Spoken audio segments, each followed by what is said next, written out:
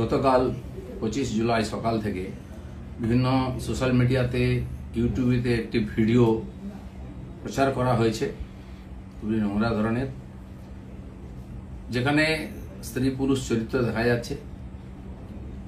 তাদের মধ্যে যে পুরুষ চরিত্র তার সঙ্গে আমার নাম যুক্ত করার চেষ্টা হচ্ছে। ভিডিও ঠিক কি ভুল তৈরি করা কিনা, কোন চরিত্র কারা করেছে আমরা কিছু জানি না, কিন্তু এর দ্বারা আমার ব্যক্তি চরিত্রকে হনন করার, আমার ব্যক্তি ইমেজকে ধ্বংস করার এটা খুব প্রচেষ্টা হয়েছে। একটি ষড়যন্ত্র চলছে অনেকদিন, সেই চক্র থেকে এটা করা হয়েছে। সেই জন্য আমার মনে হয়েছে যে এটার সত্য সামনে আসা উচিত এবং যারা এই চক্রান্ত করছে তাদেরকে আইনের সামনে আনা উচিত।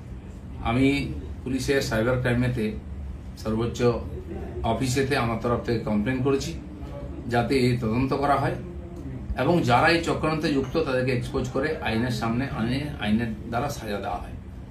আমি অপেক্ষা করছি পুলিশ কি করে। আর রাজনীতি এটা নতুন নয়, এ ধরনের চক্রান্ত চলতেই থাকে। অনেক বড় বড় নেতাদের, বড় বড় মানুষদের বিরুদ্ধে এই ধরনের চক্রান্ত হয়। এটা হচ্ছে শেষ অস্ত্র প্রয়োগ করে তাকে শেষ করে। আমাদের পার্টিতেও 5-6 বছর আগে বেশ কয়েকজন নেতার বিরুদ্ধে একজন মহিলাকে দিয়ে বলানো হয়েছিল। তার মধ্যে আরএসএস প্রচারক ছিলেন এবং পার্টির উচ্চ নেতৃত্ব ছিলেন। তিনি সোজা বলে দিলেন যে যে লোকেরা এই লোকেরা আমার সঙ্গে দেখা করেছে তারা আমাকে রেপ করেছে। তার উপরে পুলিশি কার্যবাহী হয়, কোর্ট কাছে, তারপরে শেষ চাপা পড়ে যায়। ইদানিংকালে সন্ন্যাসী প্রদীপ্ত মহারাজের ব্যাপারে এরকম হয়েছে। 12 বছর আগে কোনো মহিলা নাকি তার উপরে অত্যাচার করেছেন, তিনি এসে স্টেটমেন্ট দিয়ে দেন, সে নিয়ে বিরাট চর্চা হচ্ছে। এ ধরনের ঘটনা লাগাতার হয়। আমাদের পার্টির একজন বরিষ্ঠ নেতা আছেন মাননীয় সঞ্জয় যোশী, তার বিরুদ্ধে বিভিন্ন এই ধরনের ভিডিও সিডি করে সারা দেশে পাঠানো হয়েছিল।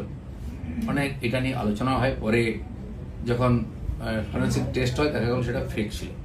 এই জন্য আমার ব্যক্তিগতভাবে যেহেতু আমাকেই আক্রমণ করা হয়, বদনাম করার চেষ্টা হচ্ছে, আমি পুলিশের কাছে, আইনের কাছে গেছি।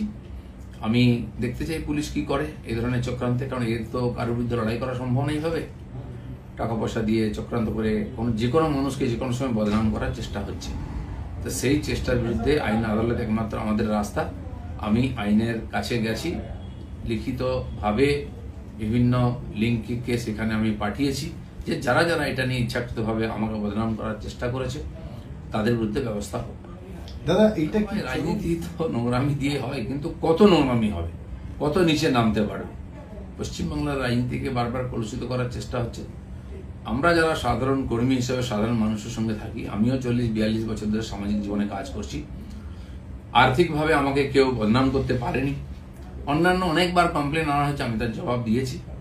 এই লড়াইটাও আমার ব্যক্তিগত লড়াই, আমি পার্টিকে মধ্যে ইনভলভ করিনি। এই লড়াইটা আমি লড়ছি। আমি জানি না রাজনীতি কত নিচে নামবে, সেই জন্য এই চক্রান্তের যে রহস্য সেটা উদ্ঘাটিত হওয়া উচিত।